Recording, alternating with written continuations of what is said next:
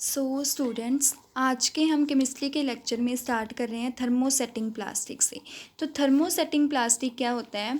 ये नॉर्मली हमारे पास semi fluid होते हैं। तो फ्लूइड क्या होते हैं? जो ना ही तो आपके पास लिक्विड होते हैं और ना ही सॉलिड होते हैं।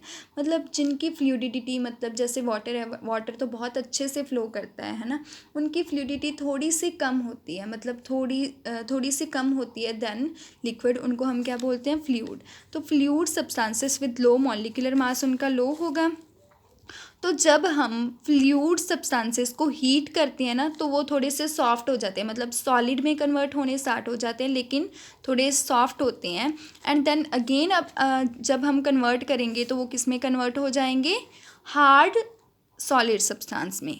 तो फ्लूइड होते हैं जिनको जब हम हीट करते हैं तो वो सॉफ्ट बन जाते हैं। एंड देन अगेन अगर हम हीट करें तो उनका जो कोवलेंट बॉन्ड है, मतलब दो मॉलिक्यूल्स होंगे, जैसे ऑक्सीजन एंड ऑक्सीजन है, जैसे इनमें जो मॉलिक्यूल जो बॉन्ड है, कोवलेंट बॉन्ड, वो क्या हो जाता है? बहुत ज़्यादा स्ट्रांग हो जाता है और ये क्या बन जाते हैं? हार्ड सब्सटेंस बन जाते हैं।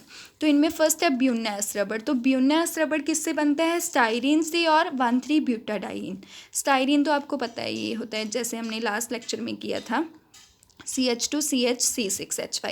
एंड 1,3-ब्यूटाडाइन, ब्यूटा का मतलब होता है 4 कार्बन्स, इन का मतलब होता है डबल बॉन्ड, एंड हमारे पास 2 डबल बॉन्ड है तो इसलिए क्या आ गया? Diene, butadiene. तो 1,3 का मतलब क्या हुआ कि फर्स्ट एंड थर्ड कार्बन पर आपका क्या है? Double bond. तो ये है हमारे पास 1,3-ब्यूटाडाइन एंड स्टाइरीन।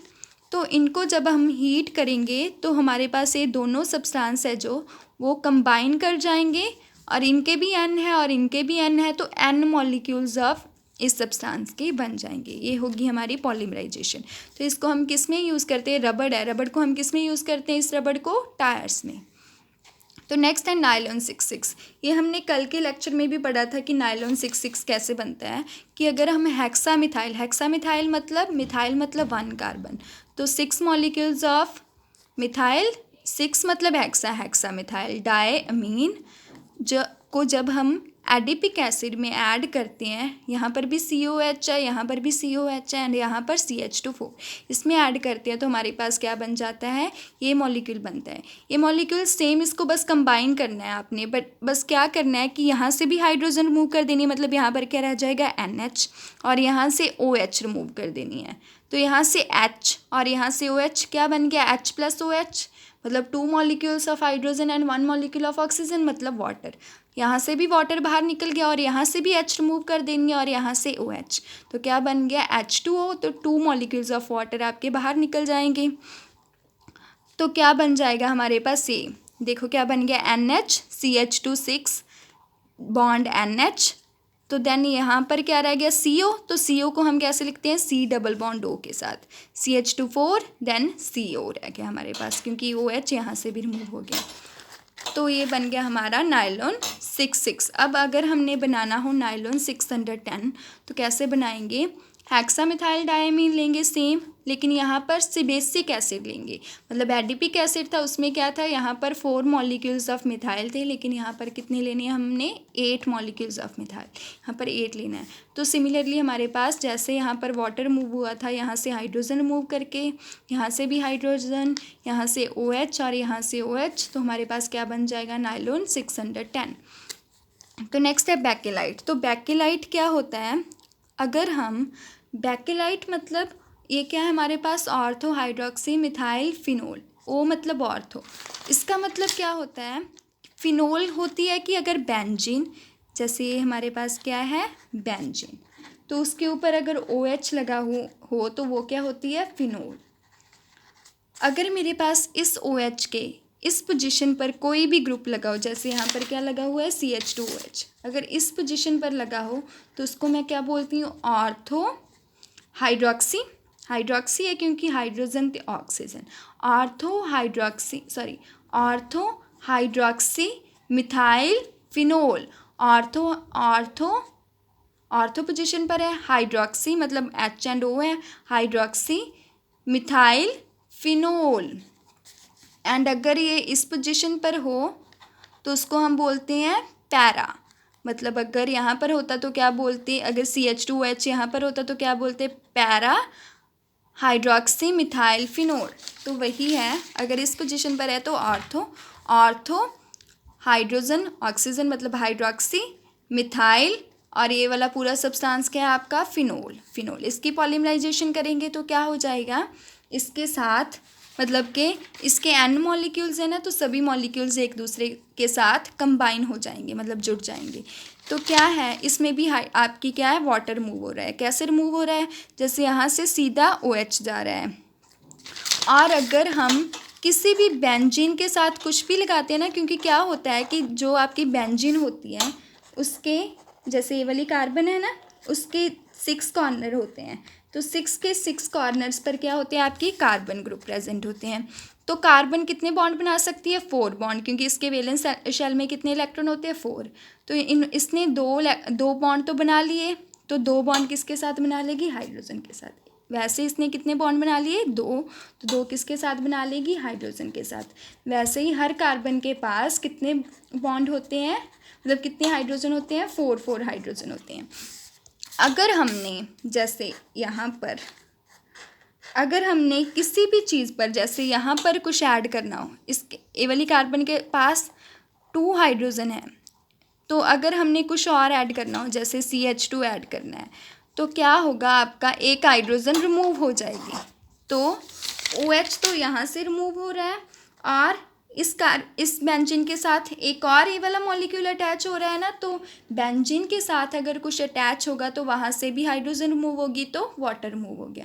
OH यहाँ से और बेंजीन के साथ मॉलिक्यूल अटैच हो रहे हैं, और तो वहाँ से हाइड्रोजन रिमूव हो जाएगी, तो आपका ये वाली स्ट्रक्चर बन जाएगी, और इसको क्या बोलोगे, नोवोलैक। अब अगर मेरे पास हो एक ऑर्था मॉलिक्यूल हो और एक पैरा, अगर इस पोजीशन पर ग्रुप है तो ऑर्थो हाइड्रोक्सी मिथाइल फिनोल, अगर इसके पैर में है, यहाँ पर है, तो पैरा हाइड्रोक्सी, इसको क्या बोलेंगे, पैरा हाइड्रोक्सी मिथाइल फिनोल। तो क्या होगा, कैसे कंबाइन होंगे ये दोनों, एक आपका ऑर्था का और एक पहले पैरा का लगा हुआ है, क्योंकि पैर यहाँ पर है ना CH2 ग्रुप, और एक ऑर्थो का, फिर पैरा का, फिर ऑर्थो का, ऐसे लगेंगे, और आपका क्या बन जाएगा, नीचे भी वैसे ही, तो आपका क्या बन जाएगा, बैकेलाइट बन जाएगा। नीचे क्या है, इसके नीचे बिल्कुल क्या लगा है, पैरा का, और फिर ऑर्थो का, जैसे यहाँ पर देख लो, ये भी सेम डायग्राम है, बस यहाँ पर क्या है, पहले पैरा का लगा दिया क्योंकि पैर में है CH2, फिर ऑर्थो का यहाँ पर है, फिर पैरा का, फिर ऑर्थो, फिर पैरा, ऐसे कर कर आपका क्या बन जाएगा, बैकेलाइट। तो नेक्स्ट है मेरे पास प्लास्टिक। तो प्लास्टिक क्या होता है, कोई भी ऑर्गेनिक प्लास्टिक क्या होता है, जिसको हम किसी भी शेप में कन्वर्ट कर सके। प्लास्टिक की बहुत सारी शेप होती है ना, तो किसी भी शेप में कन्वर्ट कर सकें उस ऑर्गेनिक मटेरियल को क्या बोलते हैं, प्लास्टिक। तो प्लास्टिक होता है जो, वो कैसे हम किसी भी शेप में कन्वर्ट करते हैं उसको, अगर हम प्लास्टिक को हीट एंड प्रेशर में रखें तो वो किसी भी शेप में कन्वर्ट हो सकता है। और in the presence of catalyst, catalyst हम क्यों यूज़ करते हैं, हम रिएक्शन को फास्ट करने के लिए, कि अगर हमने कुछ भी बनाना है, अगर वो हम चाहते हैं कि बहुत फास्ट बन जाए, मतलब जल्दी जल्दी बन जाए, तो हम कोई भी कैटलिस्ट यूज़ करते हैं। कैटलिस्ट कोई भी मटेरियल हो सकता है, जैसे निकल हो सकता है, वो हम मतलब कंडीशन के अकॉर्डिंग लेंगे कि हमने कौन सा लेना है। तो कैटलिस्ट कोई भी मटेरियल हो सकता है। नेक्स्ट है टाइप्स ऑफ प्लास्टिक, ये है थर्मोप्लास्टिक। ये हमने कल के लेक्चर में पढ़ा था, तो अगर ये आपको समझना है अच्छे से तो वहाँ पर देखिए। थर्मोसेटिंग ये हमने अभी पढ़ा है, इसमें थर्मोसेटिंग प्लास्टिक तो देख लेना। नेक्स्ट है नेचुरल रबड़। तो नेचुरल रबड़ कैसे बनती है, अगर मैं 2 मिथाइल मतलब सेकेंड कार्बन पर क्या लगा है, मिथाइल ग्रुप। मिथाइल मतलब 1 कार्बन ना, तो सेकेंड कार्बन पर क्या लगा है, मिथाइल ग्रुप। 1,3 ब्यूटाडाइइन, तो क्या है ये, 4 कार्बन्स है, तो ब्यूटा होगा इस कार्बन को छोड़कर, क्योंकि इसको हमने काउंट कर दिया ना, मिथाइल में काउंट कर लिया, मिथाइल में, तो इसको छोड़कर तो कितने हैं, 4 कार्बन्स, तो ब्यूटा। 2 मिथाइल 1 एंड 3 पर क्या लगा है, डबल बॉन्ड, तो सो क्या आ जाएगा, 2 मिथाइल 1,3 ब्यूटाडाइन। ब्यूटा का मतलब 4 कार्बन्स इन का मतलब डबल बॉन्ड, डाइन मतलब क्योंकि 2 डबल बॉन्ड लगे हुए हैं यहाँ पर तो डाई आ जाएगा, एंड 1,3 पोजीशन पर है तो इसलिए 1,3 आ जाएगा। इसको हम आइसोप्रीन भी बोलते हैं। अगर इसकी पॉलीमराइजेशन करेंगे तो वैसे इसके एन मॉलिक्यूल्स क्या हो जाएंगे आपके पास, कंबाइन हो जाएंगे।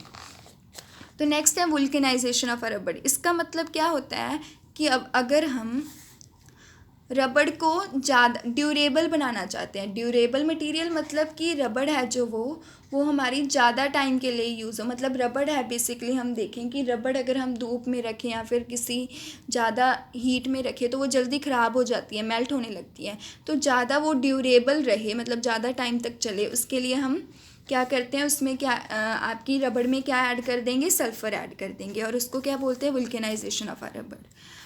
तो सल्फ़र कैसे ऐड करेंगे, जैसे ये था मेरा नेचुरल रबड़ है ना, ये वाला मॉलिक्यूल ही है। जैसे यहाँ पर मैंने लिया है CH2 CH3 double bond CH2, तो एक मॉलिक्यूल और ले लिया इसका CH2 CH3 double bond CH single bond CH2 इसके दो मॉलिक्यूल्स ले लिए, और फिर क्या ऐड की मैंने, हीटिंग विद एस, मतलब सल्फ़र ऐड किया। तो क्या होगा, किस जगह पर सल्फ़र ऐड होगा, जिस जगह पर आपका डबल बॉन्ड है, तो डबल बॉन्ड ख़त्म हो जाएगा क्योंकि कार्बन कितने बॉन्ड बना सकती है, 4 बॉन्ड। तो डबल बॉन्ड ख़त्म हो गया क्योंकि इसने 4 बॉन्ड बनाए। अगर हम यहाँ पर सल्फ़र ऐड कर देंगे तो डबल बॉन्ड ख़त्म हो जाएगा। तो डबल बॉन्ड ख़त्म हो गया, कितने बॉन्ड रह गए हमारे पास, 4। तो जिस जगह पर डबल बॉन्ड होगा वहाँ पर हम सल्फ़र ऐड कर देंगे।